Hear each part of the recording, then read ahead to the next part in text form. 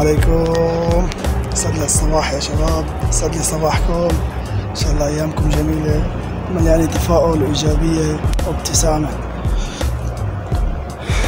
اليوم وصلنا على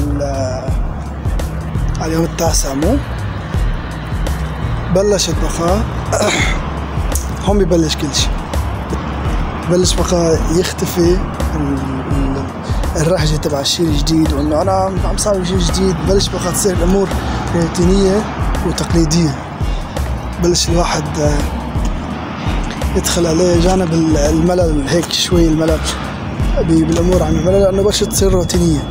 واهم شغلة بالموضوع انه الواحد عم يعمل شيء مختلف عن المجتمع اللي عايش فيه او الناس اللي حواليه، يبلش يحس بالغراية بينه وبين نفسه، بالغرابة. شو الحل؟ الحل بس ذكر حالك انت ليش بلشت بهذا الموضوع. ذكر حالك، احكي انت وحالك، احكي حديث هيك تقول مع نفسك ليش بلشت هذا الموضوع؟ بلشت هذا الموضوع مشان واحد واثنين وثلاثة. اوكي، اللي عم يعمله رح يجيب لي النتيجة اللي بدي اياها، اللي هي الواحد واثنين وثلاثة. هي اوكي، ما تستمر. هون بلش الدور تبع بقى الاصرار والالتزام والاستمرارية والحديث عن الأهداف اللي كتير بيحكوا عنه بطريقة ضخمة وطريقة مبالغ فيها. هي بهالبساطة. شو الأهداف؟ مو الأهداف تبع إنه أنا بدي يصير عندي قصر ويخت. أهداف مثل ما عم نبني جدار مؤلف من مجموعة بلوكات. طبعا هذا الحكي برجع بقول لكم حكي ناس كتير مهم، واهمهم ويل سميث. قال لك انسأل شو هو اهم عامل من عوامل النجاح. اذا انت قلت لي ابني هذا الجدار، ما راح اجي اقول لك انه ما راح اركز على اني ابني جدار بافضل طريقه موجوده بالكون، لا، راح اركز على ان ابني كل قطعه بهذا الجدار بافضل طريقه مميزه. بالنهايه الجدار تبعي راح يطلع افضل طريقه مميزه. فشو هي البلوكات؟ البلوكات هي الاجزاء الصغيره اللي بنرسمها نحن. على سبيل المثال انا اليوم بالمدرسه بدي اعمل دراستي بالقدر الفلاني لحتى اجيب العلامه الفلانيه، لحتى ادخل الفرع الفلاني، لحتى اوكي. هي المراحل، هذا هو التخطيط، هذا هو الهدف. المراحل بس خلص تخطيط ومراحل، انسى لي اخر شيء، خليك مركز باول لحتى سويها افضل ما يمكن. وهذا اللي عم حاول اسويه. برجع بقول هو ما موضوع سهل، موضوع صعب. مو صعب بمعنى الصعوبة اللي نحن ما لنا قادرين نسويها، لا، صعب في شيء اسمه السهل الممتنع بالحياة. هذا هو السهل الممتنع، اللي هي مجموعة امور سهلة بالحياة بتحطها مع بعضها بتصير بدها التزام واستمرارية ليها لحتى توصل لنتيجة معينة. مثل ما بدك تمشي من هون لآخر الشارع، بدك تخطي أول خطوة، ثاني خطوة، ثالث خطوة، انت ماشي إلى آخره. هاي دخلنا بمرحلة جديدة، خلينا نقول الموضوع. اليوم بلشت أطبق شوي على اللي نتعلمه. طبعا تعلم ذاتي، بالمطلق تعلم ذاتي، لو بس من اليوتيوب شوية فيديوهات من اليوتيوب وكذا والكورسات بقناعتي بيجي دورة بعدين، بيجي دورة لما أصير احتاج للشيء اللي ما أنا موجود. بس الشيء الموجود اللي هو على اليوتيوب ولا على الانترنت ولا مجاني، ولا شخص جنبي بيفهم بهذا الموضوع. مثلا أنا ما عندي شخص جنبي بيفهم بالموضوع، بس أنا بعطي أمثلة. هون ببلش دور الكورسات لما تخلص الموارد اللي هي متوفرة بين يدي، اللي فيني من موبايلي أنا أستخدمها يعني. فبلشت أطبق اليوم. حسيت إنه أنا عندي المعلومات بس تطبيقها ما سهل. ليش؟ لأنه أول مرة. كتير طبيعي الموضوع لأنه أول مرة. يعني على مستوى الصواريخ اللي كانوا يبعتوها على الفضاء، أول 6 تجارب و7 تجارب كانت فاشلة، انفجر صاروخ رغم كل العقول وكل ليش؟ لأنه أول مرة، بكل بساطة. بالآخر حابب اليوم أسأل سؤال صغير وجاوبوني عليه إذا في مجال. هذول جماعة اللي درست 12 سنة بالمدرسة و4 سنوات بالجامعة وحكي فاضي وهذا غباء ومدري شو ولازم تحقق المليون وتحقق. يا عيني هدوا علينا شوي. حاجة تحطوا الناس يعني حاجة تحطوا الناس تحت هذا الضغط النفسي تبع انه هو انسان فاشل لانه ما عم يعمل مثله. عرفت شلون؟ لا، كل قواعد علم النفس والسيكولوجيا علم النفس بالعالم بتحكيك على انه انت اذا بدك تعالج مريض نفسي، مو انسان طبيعي مثلي ومثلك، مريض نفسي عنده مرض نفسي متشخص على انه مرض نفسي، ما بصير تيجي لعنده وتقول له هذا غلط وهذا غلط وهذا مرض نفسي وهذا لا، لازم تمشي معه بالتيار اللي هو ماشي فيه، بعدين تبلش تقوده على الطريق اللي بدك تاخذه عليه.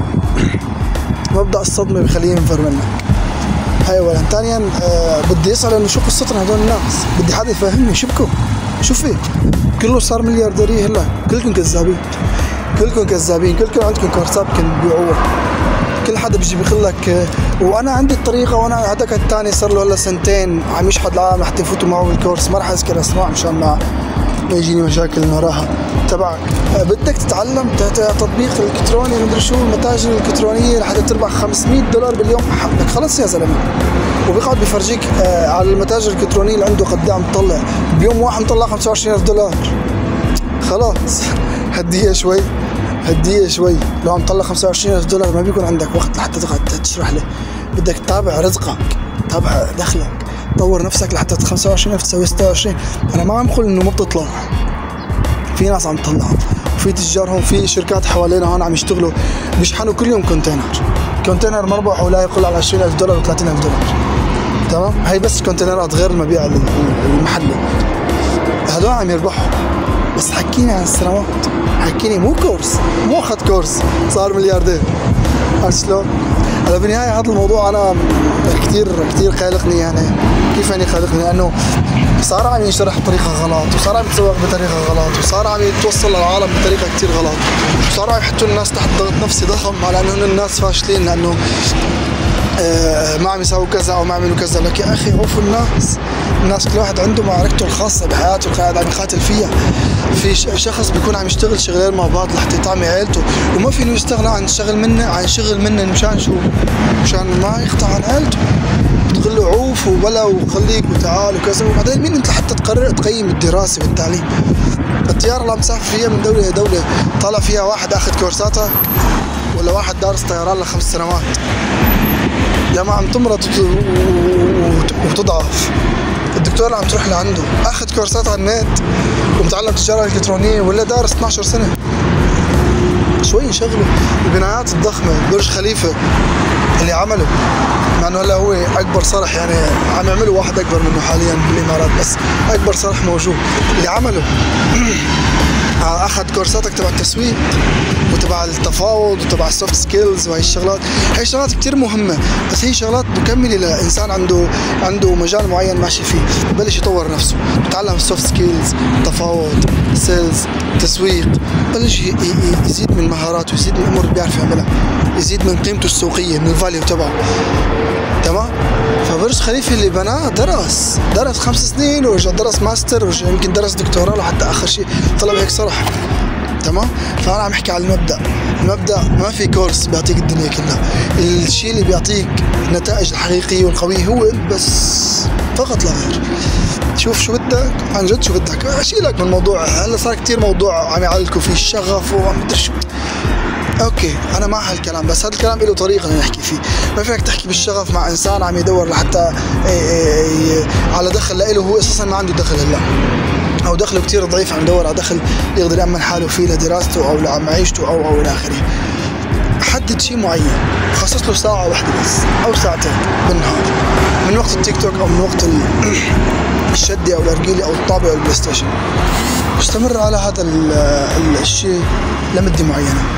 صدقني بكل ثقه عم احكي معك انه بعد شهرين راح توصل لنتيجه انه هذا الشيء اللي انت استمرت عليه لمده ساعتين بس كل يوم يوميا، راح توصل لمرحله تقدر تدخل منه مصدر دخل كثير حلو، وتستغنى عن مصدر دخل ثاني تعبك وما بدك اياه. والاهم من هيك انه هذا المصدر الدخل الجديد اللي عم تحكي عنه ممكن يحقق لك دخل شخصي، يعني كمدير نفسك وليس عم تشتغل عند حدا، او يحقق لك وظيفه بمكان افضل، راتب افضل. ببساطه هيك ببلش الامور بهي الطريقه. بلش تتطور مع الشخص شوي شوي شوي شوي شوي، لما يبلش بهي المايند سيت، لما يدخل بهي العقليه،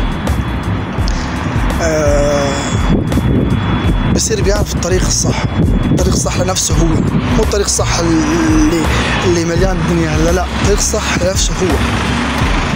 انا عملتها بهي الطريقه، اوكي، معناتها كل الامور فيني امشي فيها بنفس المنوال. وصلنا على الدرجه، اوكي يلا الدرجه اللي بعدها، اوكي الدرجه اللي بعدها، اوكي الدرجه اللي بعدها، الدرجه اللي بعدها، الدرجه اللي بعدها، لا حتى وصل لمرحله يكون عنده رضا داخلي، سلام داخلي، رضا عن نفسه بكل بساطه. فموضوع العقليه كثير موضوع مهم، بس عم ينطرح لنا بطريقه غلط، عم تخلينا نشعر بمشاعر سلبيه تجاه نفسنا بسبب الاسلوب اللي عم يعملوه هن. طبعا هن عم يعملوا هذا الاسلوب لحتى نحس نحن انه والله العظيم معه حق، والله انا زلمه فاشل، يلا خلينا نلحقه، بس هو ما بيعرف انه هو عم يسوي لك شيء حافز خارجي اسمه هذا. انا ما بدي منك تمشي ورا الحافز الخارجي، امشي ورا الحافز الداخلي، الشيء اللي بينبع من عندك من جوا انت. لان الحافز الخارجي قد ما كان قوي، حتى لو كان مصاري، والدليل على هالشيء حتى لو كان مصاري خلينا نكفينه، راح يوصل لمرحله يطفي.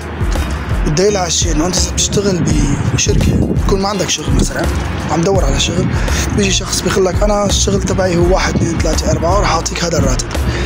اوف اوكي يلا ماشي، الراتب ممتاز وكذا. عيارك شهرين او 3، انا وانت واي حدا شهرين او 3 نبلش بقى نشتكي الكذا ومدري شو، والصبح وعم نجي وما عم نجي، وعم يعطونا وما عم يعطونا، وعم يكفينا وما عم يكفينا، والخ الخ الخ، وفلان عم ياخذ وغير شركات وغير مدري شو. فهذا لانه حافز خارجي اللي هو المصاري. بينما اللي بتجي مثلا جيت اشتغلت بشركه والحافز الداخلي تبعك انت انه انا اصير احسن، مثلا اصير احسن، بس ما راح احكي شغلات ضخمه، اني انا اصير احسن بس. هذا حافزي الداخلي. اوكي مصاري كتير مهمه، مصاري واحدة من أهم الشغلات بالحياة، بس حافزي أنا إني أنا أتطور، إني أنا أحسن من امبارح، قارن حالي بنفسي، بلش أتعلم هي وأتعلم هي وأتعلم هي وأتعلم هي وأتعلم هي. شوي شوي بتشوف حالك إنه صرت أهم بالشركة، صار الجماعة بالشركة يلاحظوا عليك إنه لما بدهم شيء عم يطلبوه منك. وقتها بصير فينك تطالب إنه تغير بوزيشن تبعك، تغير الراتب تبعك، تزيد على الراتب، إلخ إلخ إلخ، هكذا دواليك. هذا أطول فيديو سجله، صار 12 صار لي تقريبا 13 دقيقة عفوا. أنا عندي كتير حكي من نقاشات ضخمة صايرة مع ناس عاديين، مو مليونيرية ودكاترة. سبحان الله، امبارح كان عم يعلم الشباب كيف يطبخوا نسوان، اليوم صار دكتور بالمدري شو. لك شبك يا زلمة، امبارح كنا نضحك عليك، تطلع لي فيديو تقول احلق واعمل وحط عطر يجذب البنت. هلا صرت عم تحكي لي بملايين يا زلمه بالاداره الاعمال. اداره الاعمال عمر دراسه، فاحاديث مع ناس مثلي، بس انا بوقف بسال انه ليش؟ طيب ليش هي شكلها هيك؟ يا اخي والله في سبب لها اكيد. ايوه اوكي. وقتها بصير فينك تحكي عن الموضوع عن جد، لما بتعرف ليش. اذا عرف السبب بطل العجب. فرح نحكي ونتناقش وتطوروني وطوركم وتساعدوني وساعدكم ونخلق جو إيجابي بين بعض حتى ندعم بعض. شخص موجود عندي ممكن يكون يساعدني بشيء معين، أنا أساعده بشيء معين. شخص يفيدني بشيء، أنا أفيده بشيء تاني. إلخ يسعد صباحكم يا رب، إن شاء الله أيامكم جميلة وسعيدة. السلام عليكم.